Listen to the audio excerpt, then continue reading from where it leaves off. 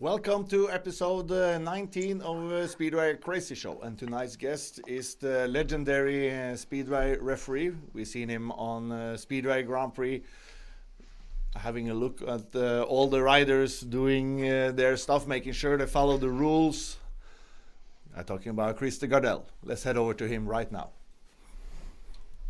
Hello. Hi, Krister. How are you? Hi. I'm really good. Thank you. Good? Yeah, so far. So, I talked to you before this broadcast, and we wrote that you're a retired FIM Speedway Grand Prix referee. And you said, what happened? Yeah, there was after the last Grand Prix final in Toronto last year, and we celebrate after the meeting, and the biggest boss, George Vejas from FIM, was there also to celebrate, and then he asked me why I'm finished my career as a ref. So Armando Castano said, he's too old now, he's 55 years old, so this is the last season for him, so what a stupid rules is it? It should be at least 60. So on the standing photo, he changed the age of the referees, so yeah. So that's it. So you can be referee to 60 years old. And so after long discussion here during the winter with Armando, he wanted me to carry on as a ref. So I will do some meeting even this year also in FM. It's really cool. So the riders maybe you think that, but not the riders. No, so the riders just didn't get rid of you. They're just like, now he's gone. Now, yeah. I've known you for years, and I've been around in the international speedway circus for many years as a rider, as Eurosport commentator, trainer, and so on. And everyone say that Krister Gardell, he's fair, he's hard but fair, but he's also outside of the speedway because you're considered kind of a world star, also. But everyone say that you're quite humble guy. Oh, thank you. Yeah, I never heard that before. No, so it's how do you feel having this spotlight on you and being humble at the same time? How important do you think that is for people inside the speedway community on the high level? I always say it's nice always to get good comments about the referees because most of the time we always make the wrong decision and everything. So this is nice to hear we do the right thing also. So that's even, I talk for my colleagues also. I mean, the worst thing you can hear or see is if you make some big mistakes and people tell you how stupid you are, you're blind and everything. So when the people applaud you, then that's nice. That's good to hear, actually. So I ask all my guests, how did you start with the speedway sport? How old were you and how did you get into it? Oh, wow. Yeah. First speeding, I was like 3 years old. My father works together with one famous Swedish speedway rider, was Henrik. He's a junior championship in Sweden. And we went to the training in Örebro. So I sit on the bike for the first time. I was 3 years old. Wow. And I remember 72 or 73 when they started with 80cc in Kuba here. There was a big news about the newspaper, and I told my mother and father, I want to go out and try and see because I want to race speedway. But my mother stopped me because she said it's dangerous sports and everything. So so we went on the meetings only. We watched the leagues meeting since I was 3 years old. You can say that. Then I started to work summer job with a speedway rider, Kent Lindström, and he bring me to the Täby Motorstadion, and I try his bike 4 laps. Then I go straight to Per-Åke Gerhardsson, the former rider and team manager in Kumla. So I ordered one bike there. This was 82. So that's the way I start. So 83, my first whole season, and I did Elite Series debut in 84 in Indiana, Kumla. Then my career is carried on to 95. I finished my speedway career during some small injuries, so that's the reason I stopped racing. Yeah. At the same time, when I clarify for the federation, I will stop as rider. They call me and say, you're going to be a referee because you always blame on yelling about the referees. So, to be honestly, first I say, no, I don't have time. I don't want to do this. But I went to the course seminar, and I tell you, I failed. So I was so far away to be a referee on that time. Yeah. But the federation will keep me there because normally they kick you out and say sorry. Yeah, they say bye. Yeah, they say bye. You can't be a referee because you're too bad. You suck. So they push me and say, now you're going to stay. You're going to be a referee for the first year. You do only 85cc.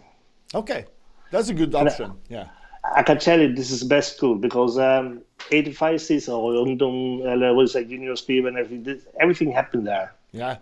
It happened more there compared with the 500cc. Of course. So yeah. So I made my first year as a 85cc referee. So that's the way I go. So 2 years later, they sent me to FIM, and that's my story. It's really great, and you were even referee when I was racing. Even in my matches, I remember you were walking around there looking. And so we didn't race together? No, we didn't race together because I started my career quite late, and I'm many years younger than you. Oh shit! Yeah, but we are still young. You know, yeah, correct. So, you are. But right now, you have grandkids, and everyone who is following in social media can see that you don't post anything about yourself other than your anniversary, wedding anniversary. Congratulations! It was last week, wasn't it? Yeah, correct. 18th of May, years. wasn't it? 18th of May. So again, wasn't it 18th of May? Yeah, 18th of May. Yeah, correct. Last Tuesday. Yeah. Yes. So you all the time posting stuff about your grandkids doing motocross and so on, and Melvin and now Molly. Molly is 4 years old. Yeah, she gets actually 5 now. So yeah, so she's got a contract with Husqvarna with electric bike. Wow. And that's I also say that. So they're so funny with everything. That's really cool. Yeah, it's cool, really cool. I will say that. So my question, and even today yesterday I saw Melvin jumping. He went up to 65cc, is it? No, 85 now. 85cc. Yeah. He's jumping like, just like we did when we were probably kids with our. Yeah. But to be honest, I'm when I look at him in racing, I'm really scared. I mean, for me, motocross a little bit dangerous sport compared with the Speedway. Yeah, I agree with you. So my next question would be, when will you track him from the dangerous motocross over to the less dangerous and more money-making Speedway sport? Yeah, great. When? Yeah, of course I push it because as soon as he grew up, he can walk. He take the Speedway bikes, the miniature, and walk around the table. And then race Speedway there and everything. He say, I'm going to be a Speedway rider and etc. Then actually, when he got 3 years old, I bought him the motocross to him. So he started with that. And since he said for the last 3 years, he said, no, I'm not going to race in the Speedway because I'm going to race motocross. But last year, I think it was last year, his teammates are invited him to Kumla for the Speedway track there, so they really tried Speedway. Yeah. So we start first so they can race with their own motorbikes, like flat track, because they used to use the motocross bikes. Yeah, they use this. Yeah. Of course. Yeah. So after the half of the day, we swap over to Speedway bikes, and to be honest, it was really good to see them racing because they have a lot of motorbikes in the body. Yeah. You can see how they handle the bikes, all the young guys. So he laughing, he said it was really fun and he really wanted to do it again. So day after, early in the morning, he called me again, hey, Grandpa, can we go out to try again? So to be honestly, I let him race motocross now. Then they're going to be like 12, 30, 40 years old. I'll be pushing to walk over to the Speedway. I'm also playing with my miniature Speedway bikes. This is Nicky Pedersen. I'm waiting for him to be a guest, but he takes his time, you know. Just call him and say that. Tell him I was here. Yeah, I know. I even want Phil Morris too, but it's also a little bit difficult. No, I understand. You know, everybody have lots of stuff to do these days. We have the Corona situation, and plans go to the toilet, and new plans need to be created, and yeah. So, what's your future now in the speed? Are you involved with the Swedish Speedway at the moment? I'm still refereeing Swedish league, so yeah. On Tuesday we start the Elite League in Sweden now. So yeah, I got to Målilla. Målilla Dacken against Västervik, I think it was. Yeah. So we'll be starting on Tuesday. I'm really looking forward to that because I mean normally in end of May we had done like 10 meetings, but now it's the first meeting this year. So yeah, I'm really looking forward. So I'm still referee in Sweden, and also I'm also involved with FIM Europe. I'm a member, board member of the Truck Racing Commission. Mm-hmm. So I'm a representative from the Swedish side to the FIM Europe. So that's what I do. So, what do you do outside of Speedway? Do you have a life outside Speedway? Yes. If you tell me now you're director of some company, then I don't know how you find the time. No, that's true.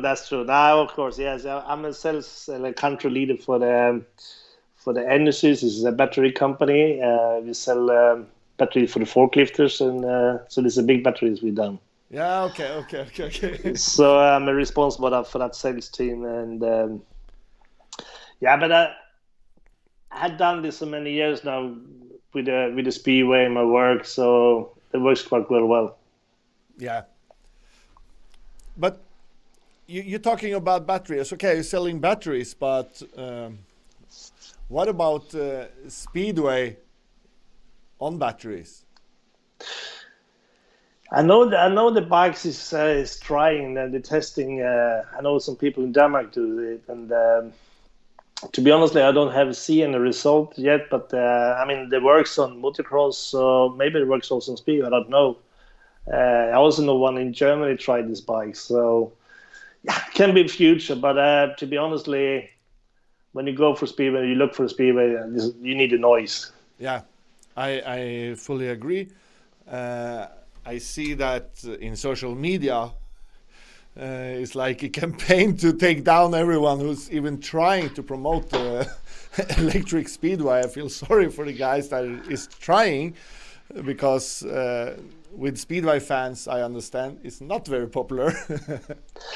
Now, a Speedway is noisy, does it? And yeah, I mean, think about as you remember when you race self. I mean, yeah. Sometimes you can hear when you have the bike behind you where it comes inside, outside. Yes. Now you don't hear nothing. So I know when you will not hear anything. I think it also will be a more dangerous sport, because it will be too quiet. You're listening, trying to all the time find out where do you have your opponent. So that is true. So we would do when we were kids, put in some papers in the spokes, in the wheels. Yeah. So yeah.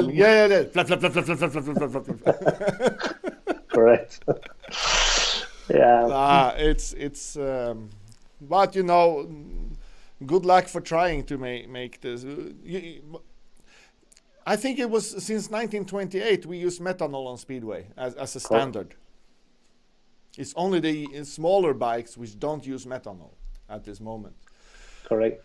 So it's kind of environmental anyway. Yeah, but you know, methanol and that oil we use is very environmental. So I don't see that problem there. I think the biggest problem we have, this is a noise around the stadium, outside the stadium. That's what the people most complain. Yeah. That's what I think. But one thing I remember the King silencer in the beginning of 2000s. It came. Yeah. You know, it was straight through. It was nothing inside, or you know, not this ring which you have today. But today's bike and today's silencer is much more noisy. This sound you hear much further than the old ones. Do you agree? Yes and no. This is a different tone, if I say that. If you compare the Frequency in the back, yeah. So, but decibel is 112, if I remember right. Is the stay there. But as I say, the tone of the noise is a little bit, say, harder or stuff like that. Yeah. So yeah, I can believe what you say. But in the past was more softer. Yeah, softer sound. It was, and you also didn't have this much backfire, which you have now in the pits. Bam, bam, bam, bam, bam. It sounds like a shooting event.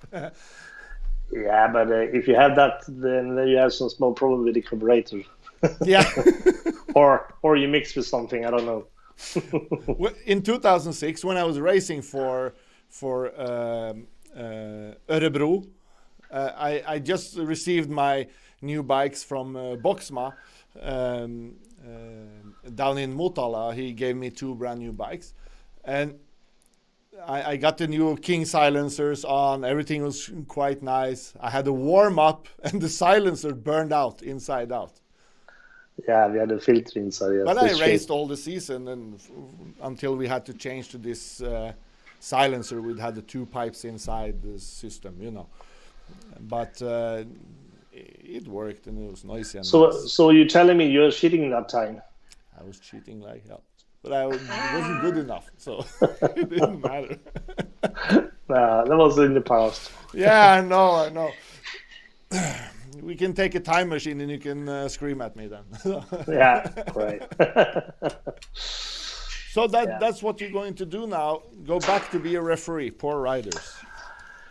Correct. I will do at least one season more, and I'm about to say I take season by season, and of course I want to spend my time with the grandchild, with the motocross and everything, and also take care of my wife, because she's been wonderful for these 30 years we have been married, and she let me do the sports I have done with the Speedway, traveling all the time, and so I take year by year, and then we see what's happening.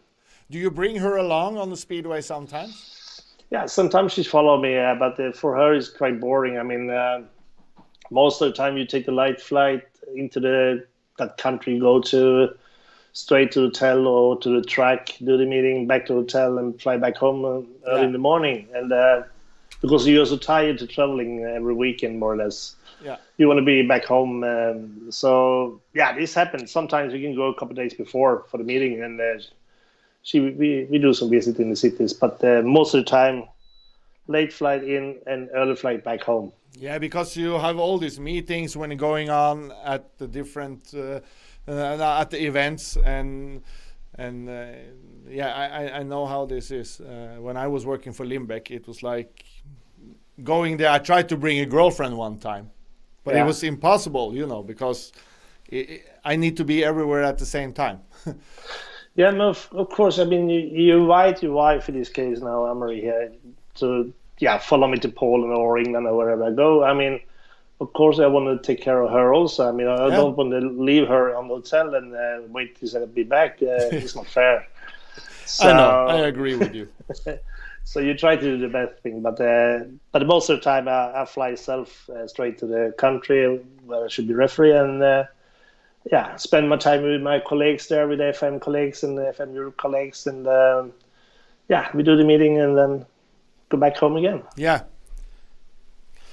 So I wish you good luck this season, and which is coming, and really hope to see you as a FIM Speedway referee in the future again, and we'll check back on you probably in the end of the season and see how it went. If everybody think that you are the same humble, nice, sweet Swedish guy. As Nah, you but were now pre-season.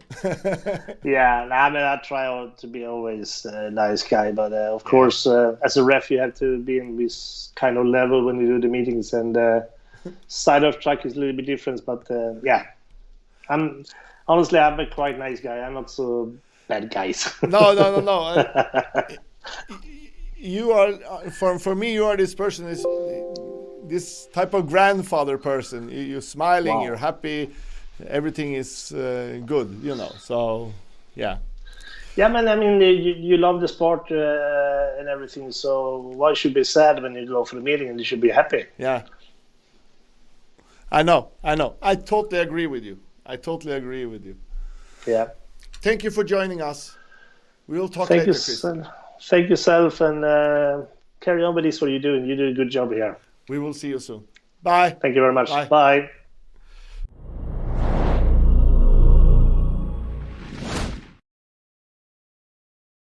Get your favorite rider in a Speedway canvas today.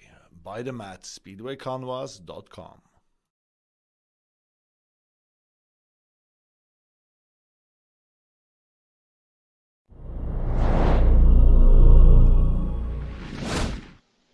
And that's everything we had for you this week. And we understand we had some lagging also, of course. It's live.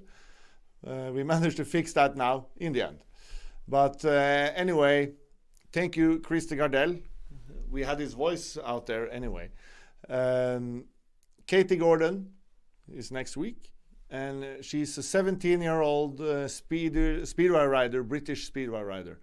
So make sure to watch her also, episode 20 with her. There she is. Yeah. Bye.